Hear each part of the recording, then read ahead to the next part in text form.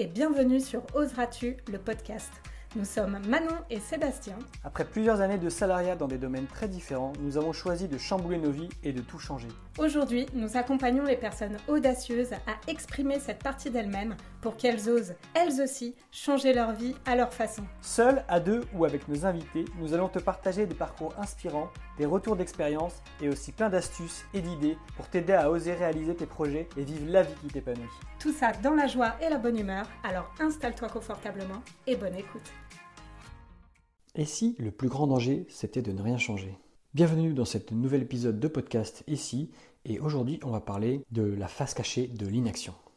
Je ne sais pas si tu savais, mais une étude de l'université de Cornell a révélé que 76% des personnes disent que leurs plus grands regrets viennent des choses qu'elles n'ont pas faites.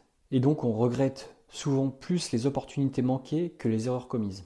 Et si, au lieu d'éviter absolument tous les échecs, ce que tu craignais vraiment, c'était de te regarder dans le miroir dans 10 ans et de te rendre compte que tu es exactement le même et exactement au même endroit. Alors je ne sais pas ce que tu penses de ça, mais moi clairement me voir dans le miroir et m'imaginer dans 10 ans et que absolument rien n'ait changé dans ma vie, moi ça me fait peur. Alors j'ai envie tout de suite de te poser une petite question. Dis-moi, quelle est la dernière chose que tu as faite qui sortait un petit peu de ta routine? Ce moment où tu as osé faire les choses un peu différemment juste pour voir. Réfléchis-y et écris-moi ça en commentaire. Alors quand on choisit de rien changer, ça paraît un petit peu réconfortant sur le moment.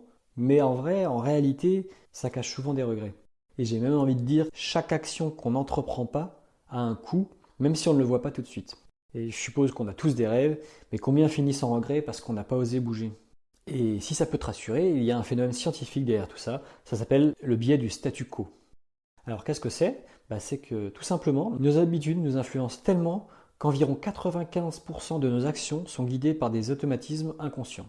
Voilà la punchline édite. En gros, quasiment tout le temps, on laisse notre routine décider à notre place sans même s'en rendre compte. On pourrait presque se croire dans un épisode de Black Mirror. Alors je te pose la question, est-ce qu'il y a une habitude que tu aimerais changer mais que tu n'oses pas toucher parce que ça te paraîtrait trop compliqué par exemple? Imagine maintenant ce que pourrait être ta vie si tu te permettais de repenser un seul de tes gestes quotidiens, peut-être de prendre 5 minutes le matin pour planifier un petit objectif ou même te lancer un défi qui pourrait être sans engagement par exemple, juste pour tester. Et au pire, qu'est-ce que tu risquerais vraiment? Le but, ça va être de transformer un petit changement en opportunité. Et ce qui est sûr, c'est que ces petits choix, répétés au fil du temps, peuvent transformer ta vie. Pour te donner une idée, pratiquer une activité seulement 1% de plus chaque jour peut entraîner une amélioration de 37% sur l'année. Ça s'appelle l'effet cumulé. Et ça a été scientifiquement prouvé.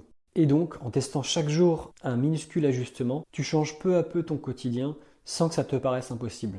Parce que si tu t'imagines que tu as une chance de tout changer en une fois, je pense qu'il est temps de revoir tes pensées. Parce qu'on peut vite être désemparé par l'ampleur de la tâche en fait. Et l'astuce de faire des mini-ajustements, je trouve que c'est le meilleur moyen de changer les choses sans s'en rendre compte.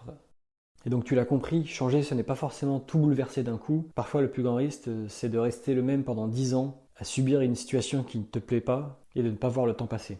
La vie bouge autour de nous, elle nous pousse toujours un peu plus vers l'avant et refuser d'avancer, c'est s'isoler de tout ce qui peut enrichir ton quotidien. J'aime bien faire le parallèle avec ce qu'a dit Mike Horn. L'eau qui bouge est vivante, l'eau qui stagne, elle, finit par pourrir. Et donc notre vie, c'est pareil selon lui. Si on reste immobile, qu'on ne fait jamais aucun changement, notre vie devient fade, voire inconfortable. Et donc c'est le mouvement, les nouvelles expériences, les nouvelles choses qu'on entreprend qui alimentent ce sentiment de renouveau et tout simplement ce sentiment de vivre, quoi. Et j'ai envie de dire, selon moi, un très bon moyen d'avoir envie de changer ou d'initier un changement, c'est aussi d'être inspiré. Parce que quand tu es inspiré par une personne, par une envie, par une idée, clairement c'est pas la même. Tu as cette envie profonde de bouger, de tout envoyer en l'air, de te donner à fond pour cette idée.